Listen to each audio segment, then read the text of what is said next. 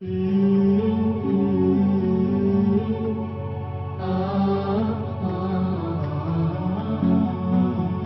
لقانا دائما وبيننا حسن الصفاء تضمنا فيه بواصل روح المحبة والوفاء يحلو لقانا دائما وبيننا حسن الصفاء.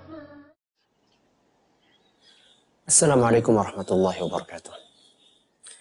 Saya yakin semua dari kita pernah mengucapkan ta'awudz, yaitu ungkapan a'udzubillahi minasyaitonirrajim. Dan saya yakin semuanya sudah hafal. Dan kalau ditanya tentang artinya sekilas, mungkin banyak yang sudah tahu. A'udzubillahi minasyaitonirrajim, aku memohon perlindungan kepada Allah dari godaan atau setan yang terkutuk. Tapi, sudahkah kita menyelami makna dari kalimat yang mulia ini? Kemudian, sudahkah kita mengetahui kenapa kita diperintahkan oleh Allah Subhanahu wa Ta'ala untuk memohon perlindungan kepadanya? Apakah setan adalah makhluk yang kuat sehingga kita perlu bantuan Allah Subhanahu wa Ta'ala? Kalau memang setan makhluk yang lemah, kenapa kita perlu minta bantuan Allah Subhanahu wa Ta'ala? Inilah insya Allah akan sedikit kita kupas pada kesempatan yang berbahagia kali ini. Pertanyaan pertama tentunya adalah, kenapa kita minta perlindungan sama Allah? Apakah setan adalah sosok makhluk yang begitu kuat sehingga kita perlu untuk meminta perlindungan kepada Allah? Kalau memang setan itu makhluk yang lemah, ya, terus kenapa kita tidak mengandalkan kekuatan diri kita saja? Kalau misalnya Anda, na'udzubillah min dzalik, dirampok misalnya. Anda misalnya dirampok oleh 10 perampok. Yang mana 10 perampok itu adalah orang yang kuat-kuat. Saya yakin saat itu Anda perlu bantuan. Anda perlu meminta pertolongan kepada orang lain untuk menghadapi 10 perampok yang kuat-kuat tersebut. Namun, sekarang kalau misalnya ada perampok datang kepada Anda, dia orangnya kurus, lemah, bahkan mungkin anak kecil lah katakanlah. Dia anak kecil, dia akan merampok Anda. Anda tidak perlu bantuan sama orang lain. Karena Anda merasa bisa menangani perampok itu sendiri. Setan adalah makhluk yang lemah. Silahkan Anda baca dalam Al-Quran surat An-Nisa. Di situ Allah Subhanahu wa Ta'ala dalam surat An-Nisa ayat 76. Allah Subhanahu wa Ta'ala berfirman, "Inna kaida syaitani kana dha'ifa." Sesungguhnya tipu daya setan itu lemah. Sesungguhnya tipu daya setan itu lemah. Jadi sejatinya setan adalah makhluk yang lemah. Setan adalah makhluk yang lemah. Terus kenapa kita perlu bantuan dari Allah Subhanahu wa Ta'ala untuk menghadapi makhluk yang lemah tersebut? Apakah kita tidak cukup dengan kekuatan yang kita miliki sendiri? Mengapa kita perlu untuk bantuan Allah Subhanahu wa Ta'ala? Jawabannya adalah karena kita sebagai manusia juga makhluk yang lemah. Makanya dalam Al-Quran surat An-Nisa juga, ini menarik ya. Surat An-Nisa juga di ayat yang berbeda, yaitu ayat ke-28, Allah Subhanahu wa Ta'ala menegaskan, "Wa khuliqal insanu dha'ifa."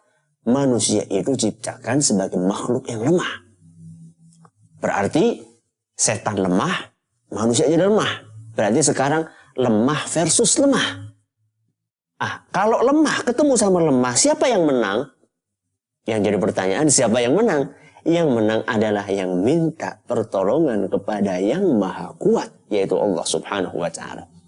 Dari sinilah kemudian Allah Subhanahu wa Ta'ala berfirman di dalam surat yang lainnya, yaitu dalam Al-Quran surat Al-A'raf ayat 200. Allah Subhanahu wa Ta'ala berfirman, "Wa imma yanzaghannaka minasyaitani nazghun fasta'idz billahi."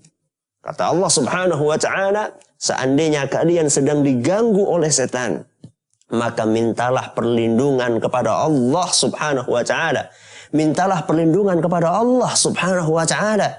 Kenapa kata Allah subhanahu wa ta'ala? Innahu sami'un alim. Sesungguhnya Allah subhanahu wa ta'ala maha mendengar dan maha melihat. Jadi dalam ayat ini Allah subhanahu wa ta'ala memerintahkan kita untuk meminta perlindungan kepada Allah Jalla wa'ala. Karena Allah subhanahu wa ta'ala zat yang maha kuat.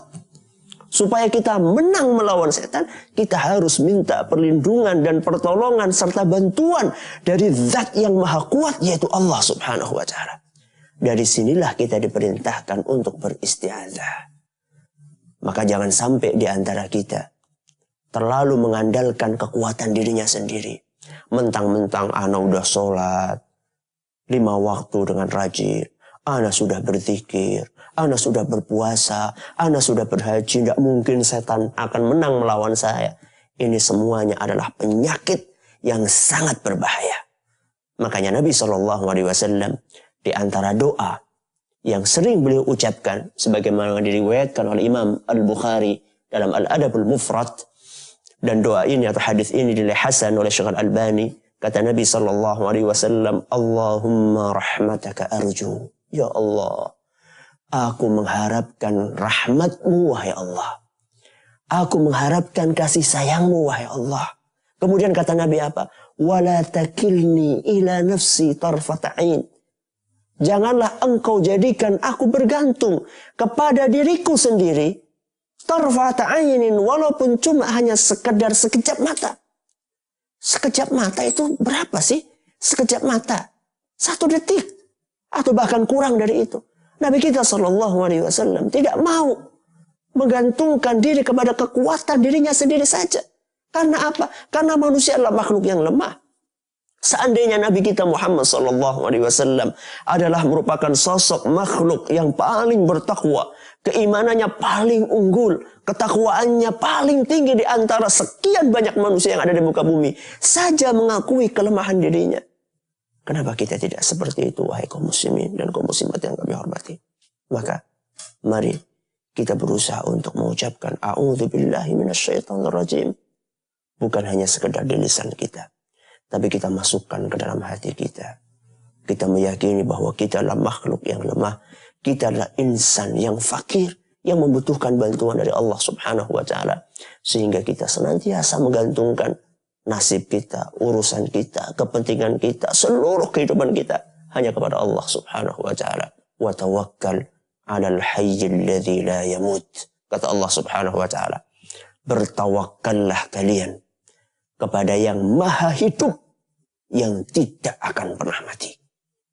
Jadi di sini kita diperintahkan oleh Allah subhanahu wa ta'ala untuk menggantungkan diri kita, untuk menggantungkan nasib kita kepada yang maha hidup dan yang tidak akan pernah mati. Kata para ulama, di sini ada 3 jenis yang tidak boleh kita menggantungkan diri kepada mereka. Yang pertama benda mati. Yang pertama benda mati. Yang memang jelas-jelas dia itu mati. Batu, keris, jimat, kemudian berhala, ya, patung dan seterusnya. Benda mati. Ini yang pertama. Kita nggak boleh menggantungkan diri kepada benda mati. Atau misalnya yang kedua selain benda mati adalah makhluk hidup. Ya.